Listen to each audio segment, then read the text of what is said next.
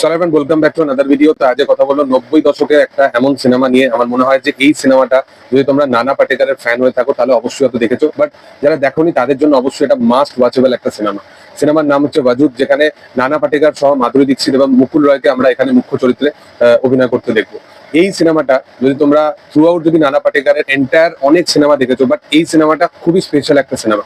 দেখো, নানা পাটেকর এমন একজন পার্সন যে কিন্তু সিনেমা লাইনে আসার আগে সে প্রচন্ডভাবে থিয়েটার, মানে একজন হার্ডকোর থিয়েটার আর্টিস্ট ছিল। মানে সে থিয়েটারের প্রত্যেকটা বিষয়, মানে সেইগুলোর সাথে বিশালভাবে কিন্তু সংযত ছিল। তো সেই কারণে অ্যাজ এ থিয়েটার অ্যাক্টর হিসাবে এখানে এই পুরো থ্রু আউট সিনেমার মধ্যে প্লে করা, এটা নানা পাটেকরের থেকে বেটার কেউ পারফরমেন্স দিতে পারতো না। ওয়াজুদ এমন একটা সিনেমা যেটা একদম প্রপার কাস্টিং করেছে। ইভেন আমি যখন সিনেমাটা দেখা স্টার্ট করি আমার মনে হয়েছিল যে মুকুল রয় কেন, মুকুল রয়ের থেকে একটা নোন ফেস তো এই সিনেমার মধ্যে হয়তো থাকতে পারতো।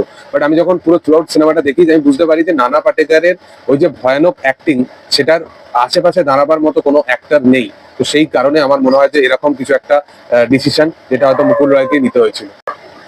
দেখো, ওয়াজুদ কেন একটা স্পেশাল স্টোরি সেটা নিয়ে যদি কথা বলি, তাহলে নানা পাটেকর এই ক্যারেক্টারটাকে কোথাও গিয়ে একটা মানে জীবন্ত তুলে ধরেছিল। মানে এই চরিত্রটা পার্টিকুলারলি একজন অ্যাক্টর যে তার প্রাপ্য সম্মানটুকু সমাজের কাছ থেকে নয়, শুধু সে তার ফ্যামিলি বা তার বাবার কাছ থেকেও কখনো পায়নি। এবং তার বাবা সবসময় তাকে অন্য চোখে দেখে এবং সবসময় তার মোরালিটিকে ডাউন করার চেষ্টা করে। এবং সে যেটা করতে চায়, সে সমাজের কাছে যেভাবে অ্যাজ এন অ্যাক্টর হিসাবে দেখতে চায় বা তার ইনার স্পেস লেভেলে যে মানে একটা পার্সন সে ফেমাস হতে চায় বা কাইন্ড অফ নিজের আর্ট ফর্ম সবাইকে দেখাতে চায়, বাট সে দেখাতে পারছে না। তো সেখানে এই পার্টিকুলার চরিত্রটাকে প্লে করা নানা পাটেকর যেভাবে পারফরমেন্স দিয়েছে, যেভাবে এক একটা ফ্রেম বাই ফ্রেম তোমরা যদি থ্রু আউট দেখো, মানে ফার্স্টে যেখানে থিয়েটার, যেখানে পারফরমেন্স হচ্ছে, মাধুরী দীক্ষিত প্লে করছে এবং এর সাথে সাথে নানা পাটেকরের ভয়েস ওভার, সেখানে ডায়লগ, এবং তারপরে যখন গল্পটার মধ্যে একটা ট্রানজিশন আছে, সেখানে গল্পটা একটা রিভেঞ্জ ড্রামাতে ক্রিয়েট হয়ে যায়। এবং সেখানে নানা পাটেকর তার ক্যারেক্টারাইজেশনের মধ্যে এত কিছু সুইচ করে। একটা জায়গা আছে যেখানে সে একজন ডিসেবল পার্সনের ক্যারেক্টার প্লে করে এবং ওই পার্টিকুলার শটটাই তোমরা দেখো, ওটা পুরোপুরি ওয়ান টেক শট। মানে যেখানে একটা পার্টিকুলার শটের মধ্যে নানা পাটেকর মানে একজন ডিসেবল পার্সনের ক্যারেক্টার প্লে করছে এবং সেখান থেকে আবার সুইচ করে আবার সে নর্মালে মুভ অন করছে। এরকম অনেকগুলো শট আছে যেখানে তোমরা বুঝতে পারবে যে নানা অ্যাজ এ পারফর্মার কতটা মানে মারাত্মক লেভেল। মানে ইন্ডিয়াতে এর চেয়ে বেটার পারফর্মার খুঁজলেও পাওয়া যাবে না। মানে এই সিনেমায় পার্টিকুলারলি তার ওয়ে অফ ডায়লগ ডেলিভারি, তার ওয়ে অফ অ্যাক্টিভিটিস, সে যেরকম ভাবে নিজের অ্যাক্টিভিটিস অডিয়েন্সের কাছে পৌঁছে দেয় যে সে কি ফিল করছে যখন মাধুরী দীক্ষিতের বাবার কাছে সে প্রথমবারের মতো হাত, মানে মাধুরী দীক্ষিতের হাত তার বিয়ের জন্য প্রস্তাব রাখতে যাবে এবং সেখানে ক্যারেক্টারটা কি ফিল করে, ক্যারেক্টারটা একটু ভীত টাইপের এবং তারপরেও তার যে ওয়ে অফ এক্সপ্রেসিভ যে নেচারটা, সেই ব্যাপারটাকে সে যেভাবে রিপ্লিকেট করে সেটা দুর্দান্ত। মানে নানা পাটেকর আমি বলবো যে ইন্ডিয়ান সিনেমা জগতে তার চেয়ে ফাইনেস্ট অ্যাক্টর মানে নো ডাউট পাওয়া যাবে না।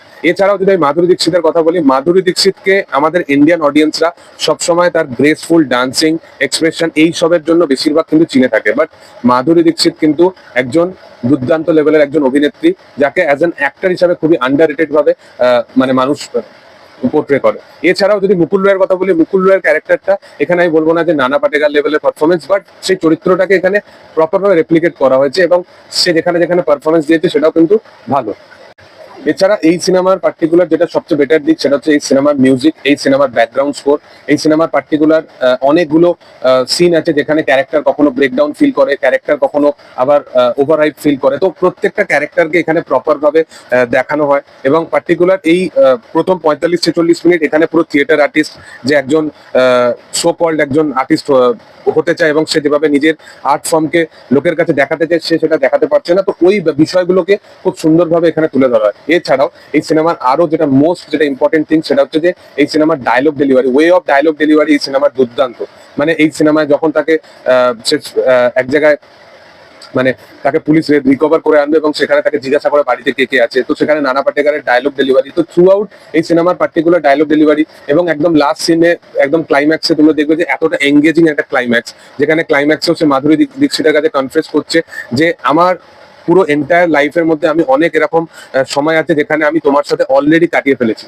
তো ওই পার্টিকুলার জিনিসে মানে একটা মানুষ সে ইনার স্পেস লেভেলে এতটা ডার্ক একটা চরিত্রে পরিণত হয়ে গেছে যে মানে সে তার হিউম্যান সাইকোলজি তৈরি হয়ে গেছে এমন ভাবে যে নিজে নিজের সাথে কথা বলছে এবং নিজেই ওই মাধুরী দীক্ষিতের ক্যারেক্টারটা প্লে করছে। ইভেন তোমরা যদি একটা সিন আছে, জেলের সিকোয়েন্স আছে, যেখানে তোমরা বুঝতে পারবে যে নানা পাটেকর জেলের মধ্যেই পারফরমেন্স ডেলিভার করবে এবং সেখানে সে বলবে আমি অশ্বত্থামা।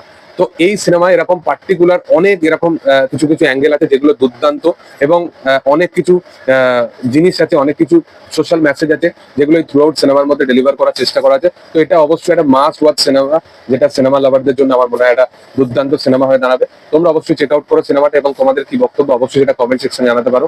ভিডিও যদি ভালো লেগে থাকে তোমরা অবশ্যই লাইক শেয়ার সাবস্ক্রাইব করে দিও, এবং পাশে থাকা বেল আইকনটা অবশ্যই প্রেস করে দিও। Thank you all.